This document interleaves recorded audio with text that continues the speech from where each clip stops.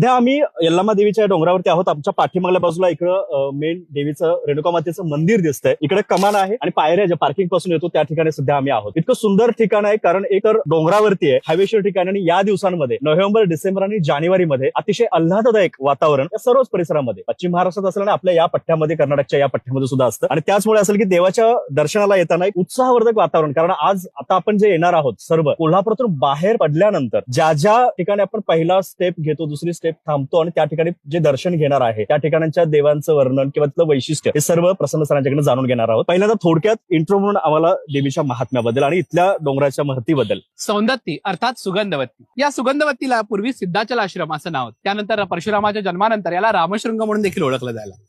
या सिद्धाचलावरती महर्षी जमदग्नी, आपले माता पिता रुचिक मुनी आणि सत्यवती माता यांच्या सहित निवास करतात. याच ठिकाणी माता रेणुकेच्या संसाराच्या संपूर्ण लीला या ठिकाणी घडतात. हा सिद्धाचल म्हणजे जमदग्नींचा आश्रम. या ठिकाणी 7 कोळलं म्हणजे 7 गुफा असल्या कारणानं याला येलुकोल्लद म्हणजे 7 गुफांची जननी म्हणून यल्लमाला यल्लम्मा किंवा यल्लरम्मा म्हणजे सगळ्यांची आई म्हणून ती यल्लम्मा या नावानं रेणुका भगवती प्रसिद्ध आहे.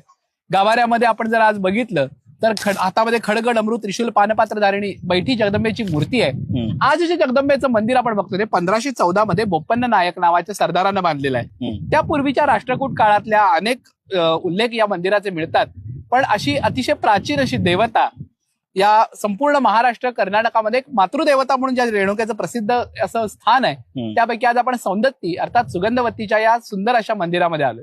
लोकपरंपरेप्रमाणे इथल्या मंदिराला उगरगोळचं मंदिर म्हणजे लोकभाषेमध्ये याला उगरगोळ असं या भागाला नाव आहे.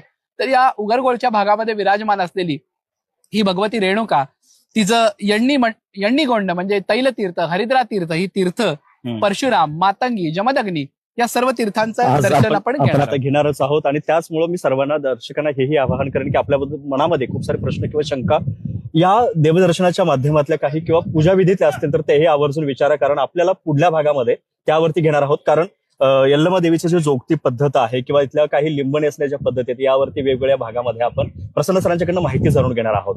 चला तर आता पुढच्या दर्शनाला.